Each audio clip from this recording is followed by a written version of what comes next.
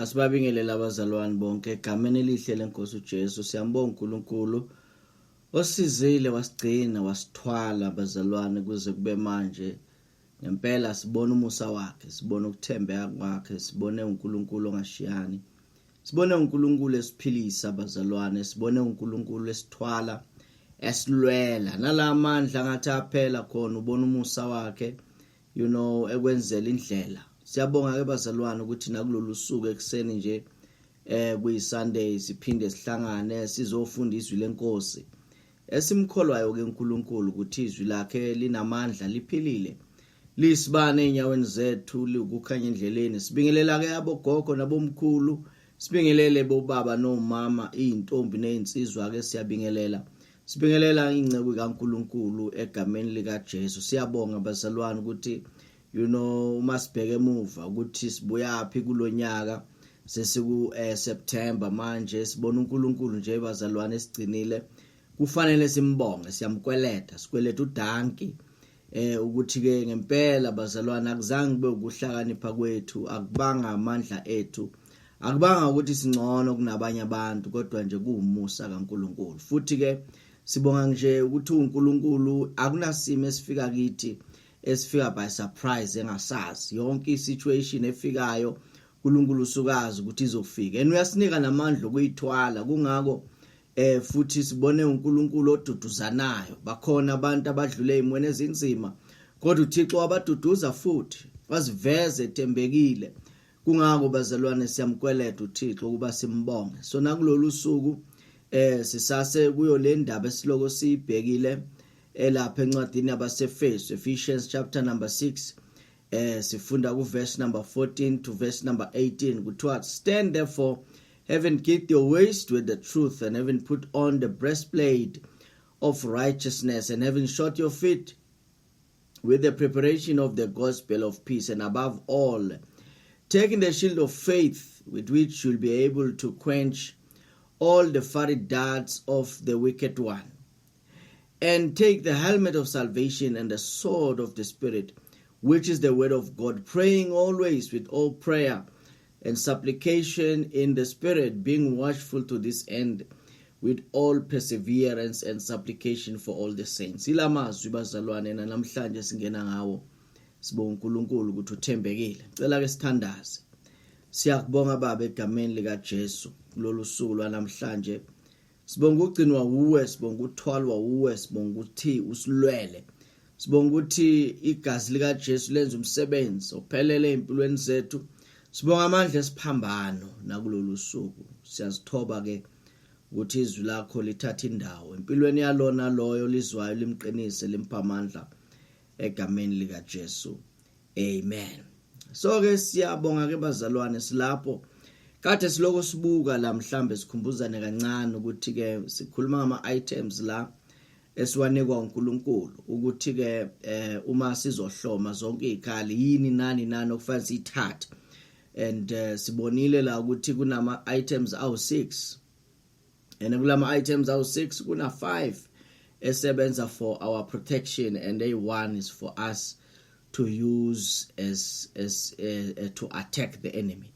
So namhlanje ke sizobheka le ekuthiwa ke the helmet of salvation. Sizokhuluma ngaloko namhlanje, the helmet of salvation, because sesizibonile lezi ezinye noma ngeke ngisho ukuthi sihlole konke okuhambisana nazo, kodwa kusalayo sibonile ukuthi ke kuthiwa bopha ibhande leqiniso okhalweni lwakho. Ngamanye amazwi iqiniso libalekile as umntwana kaNkulunkulu ikholwa. Fanele umuntu okholwayo alwele ukuba seqinisweni. Phela iqiniso akhuluma iqiniso, lithi iBhayibheli ulithenge iqiniso kodwa ungathengisi ngalo. Sibonile ukuthi kune breastplate of righteousness ekhuluma ngokulunga enhlizweni bazalwane. Siyalungisiswa kumuntu kamoya, siyalungisiswa. Kuthiwa nguba sesilungisisiwe ngokukholwa sinokuthula kuNkulunkulu ngenkosi yethu Jesu, yabona. So ke sibonile futhi ukuthi kukhulunywa enyaweni kuthiwa ke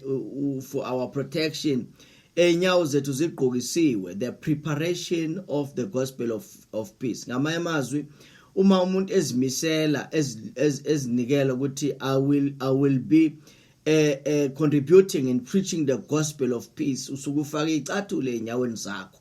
So ke akuyona into yabantu abathile, into wonke umuntu okholwayo. Kuthiwa ke la, above all take the shield of faith. So sibonile ukuthi isihlangu sokukholwa, sibona uNkulunkulu esihlangu sethu bazalwane.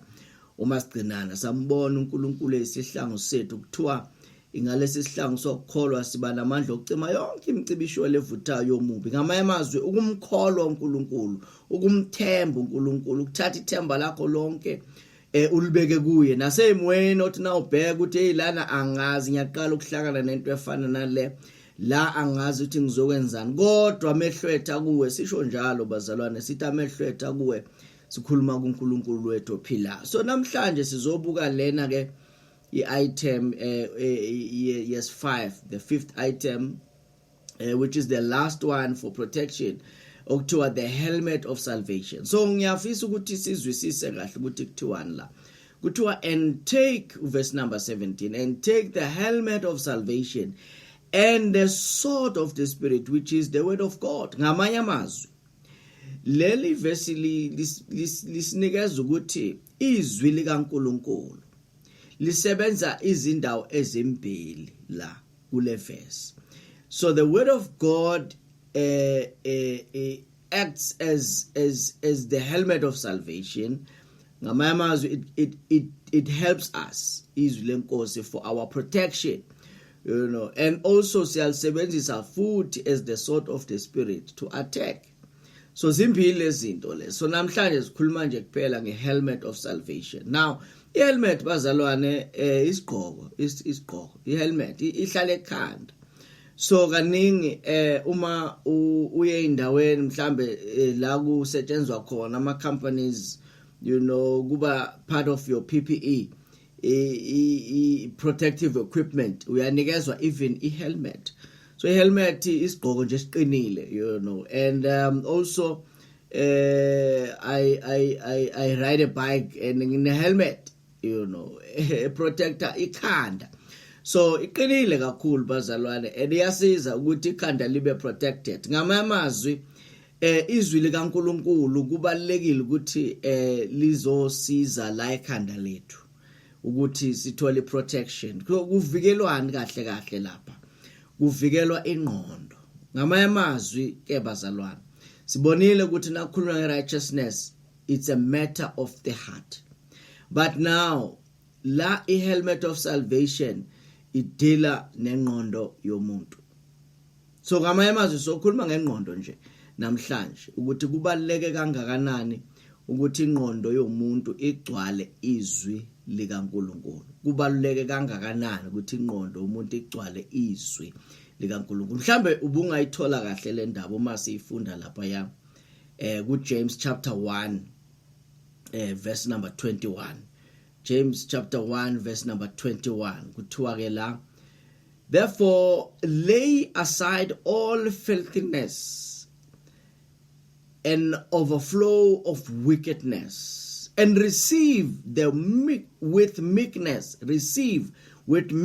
the implanted word, which is able to save your soul. Yaba? So ngamanye amazwi la bazalwane kukhulunywa ngendaba yengqondo. Kukhulunywa ngomphefumulo, kukhulunywa ngengqondo la. Kuthiwa izwi likaNkulunkulu linamandla wokusindisa ingqondo yethu. Yingakho kuthiwa therefore lay aside every filthiness. Silahle konke okungcolileyo nako konke okubi sikulahle. Bese samkela ngentobeko.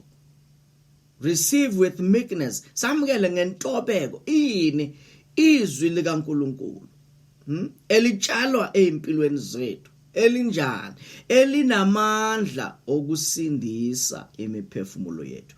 Ngamanye amazwi izwi likaNkulunkulu bazalwane, uma silamkela izwi lenkosi, uma ulamkela, you know, asilifundeli nje ukuyoshumayela izwi likaNkulunkulu. Asilifundeli ukuthi siyoshaya abanye abantu ngamavesi, kodwa siyalifunda izwi lenkosi ukuthi likwazi ukusindisa imiphefumulo yethu. Ngamanye amazwi lisindise ingqondo yethu yiko lokho silifundela lokho, yiko ngokuthiwa silamkele ngentobeko, receive with meekness the implanted word which is able to save your soul. So ngamanye amazwi, even na ku 2020 bazalwane, la khona kwenzeke izinto esingazijwayelanga, sizithole siphakathi kwezimo ezintsha esingazijwayelanga, but uma sinezwi likaNkulunkulu liyakwazi ukusisiza ukuthi ke even ku 2020 la khona kwenzeke izinto esingazazi esiqala ukuyibona,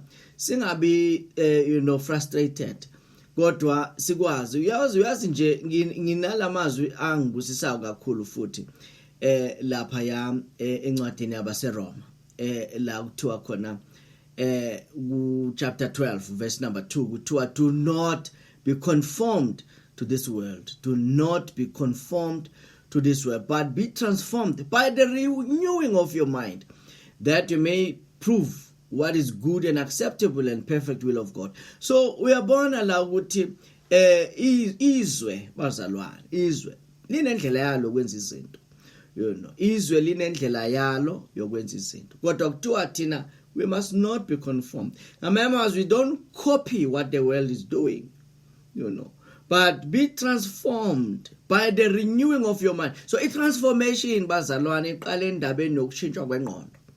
Ngamanye amazwi, we must change the way we think.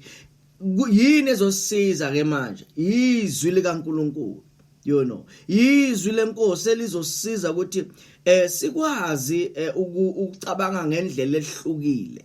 Uyabona, ngamanye amazwi, izwi likaNkulunkulu lenza sikwazi ukubuka izinto ngendlela uNkulunkulu azibuka ngayo.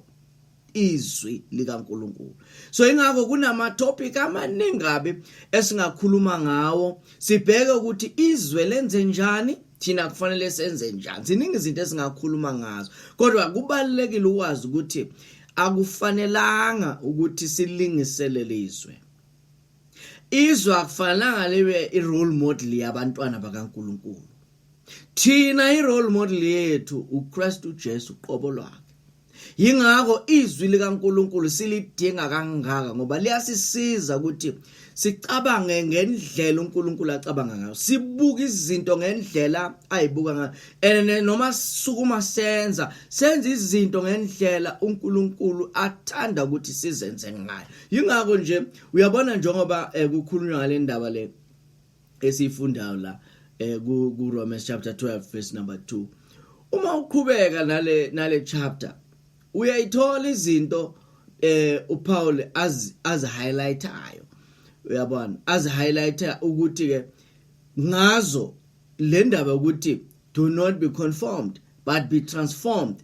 Uma wenza zona, then you have a change of mind, you have a renewed mind. Izwa nje kuthiwa la verse number 3, for I say through the grace given to me, to everyone who is among you. Uthi ngokuba ngisho lokho ngomuse nguphiwe kunina nonke, uthi not